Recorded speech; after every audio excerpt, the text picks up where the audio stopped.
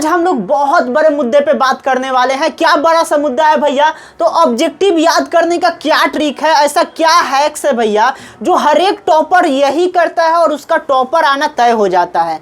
क्या बोला तूने? आज हम लोग उसी ट्रिक के बारे में बात करेंगे कि आखिर क्या क्या ऐसा टॉपर करता है कि वो एक टॉपर बन जाता है और हम लोग एक नॉर्मल बच्चे बनने रह जाते हैं, एवरेज मार्क्स लेकर आकर खुशी मनाते रह जाते हैं, लेकिन एक टॉपर अपना टॉपर रैंक में नाम लेकर आता है।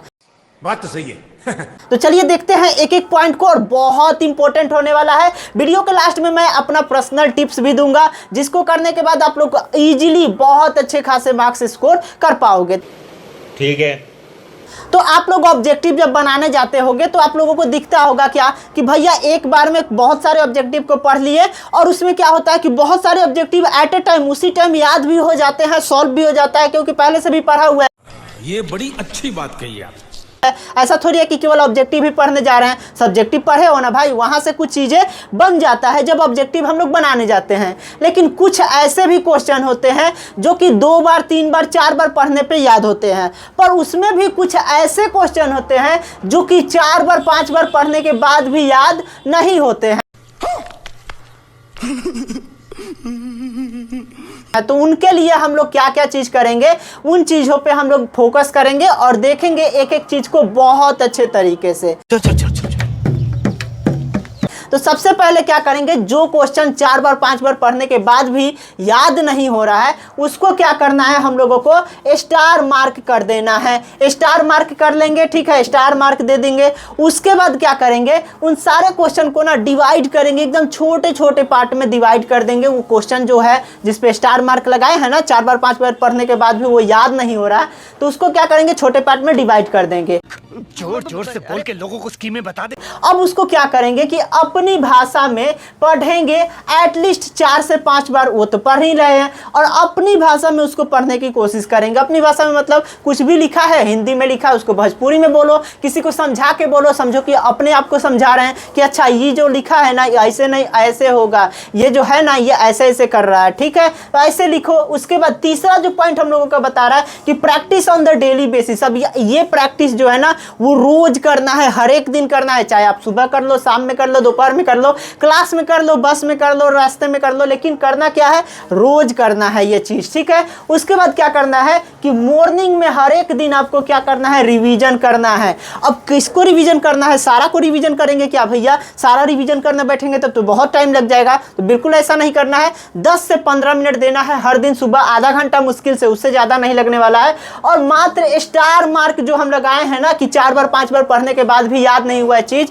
उसको हम लोगों को रिवीजन करना है सुबह उठ के ही, ठीक है। 4 बजे भोर में उठो, 3 बजे भोर में उठो, 5 बजे उठो, 6 बजे उठो, तुमको जब मन करे उठो और उसको पहले कर लो, उसके बाद ही कुछ भी करो। अच्छा, हमको सिखा रिया है। इसके बाद हम लोग देखेंगे अपने लास्ट पॉइंट को कि लास्ट पॉइंट हम लोगों का क्या बोल रहा है। और वीडियो के लास्ट में मैंने जैसे बता रखा था कि अपना पर्सनल टिप्स भी दूंगा, तो उसको बारे में भी हम लोग बात करेंगे बहुत अच्छे तरीके से। तो लास्ट पॉइंट हम लोगों का बोल रहा है कि एक मंथ में ना कम से कम 4 दिन आपको निकालना है। क्या चीज के लिए? रिवीजन के लिए। 4 दिन आप निकाल लो कि हाँ जी मैं 15 दिन पर रिवीजन करूंगा, 10 दिन पर रिवीजन करूंगा, आपको जैसे सुविधा हो कि हाँ जी मैं 10 दिन पर रिवीजन कर लूंगा। और इन 10 दिन में ना ये जो 4 दिन निकालोगे ना, ये 4 दिन निकालोगे, उस दिन जब बैठोगे ना तो उस दिन मेरा पूरा का पूरा रिवीजन एकदम फटाफट होना चाहिए। ऐसा नहीं कि उसमें टाइम लगा दिए और बस उस दिन और कुछ नहीं किए। ये 4 दिन रिवीजन जो करोगे ना आप, बहुत इंपॉर्टेंट है, और टॉपर को टॉपर बनाने का यही हैक्स है। इतना अगर आप कर रहे हो ना तो आपको टॉपर बनने से कोई नहीं रोकेगा। ये आपको भी समझ में आ रहा होगा, क्योंकि इतना करना थोड़ा टफ तो है। बात तो सही है।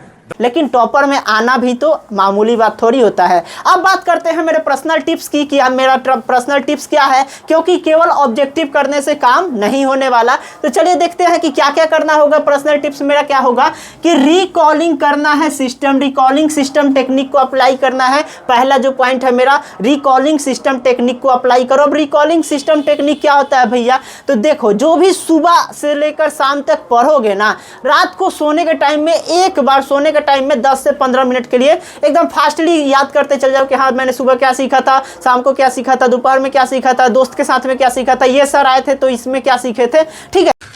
तू समझा? हाँ। नहीं, तू समझा नहीं।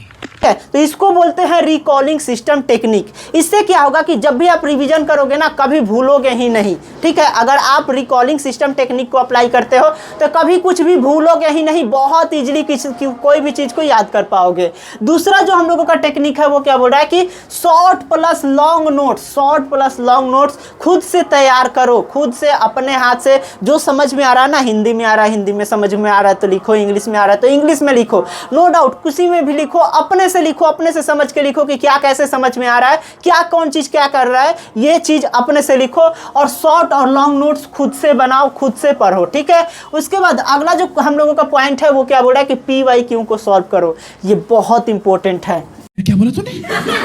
PYQ को जो सॉल्व करता रहेगा ना, अभी से प्रैक्टिस में लाएगा कि हाँ जी मैं इस चैप्टर को कर लिया तो इस चैप्टर से उठा करके अगर मैं इस चैप्टर को कंप्लीट कर लिया ना तो इस चैप्टर को उठा करके मैं PYQ से उठाऊंगा और उससे जो भी क्वेश्चन है, चाहे ऑब्जेक्टिव हो सब्जेक्टिव हो, सबको मैं एकदम धराधर कंप्लीट करूंगा। तो यहाँ से हम लोगों का PYQ भी सॉल्व होगा। तो बहुत ईजिली हम लोग जब लास्ट में जब रिविजन करने जाएंगे ना तो PYQ जो हम लोग सॉल्व किए होंगे उससे बहुत ईजिली हम लोगों को हेल्प होगा। ठीक है, जोर जोर से बोल के लोगों को स्कीमें बता दे।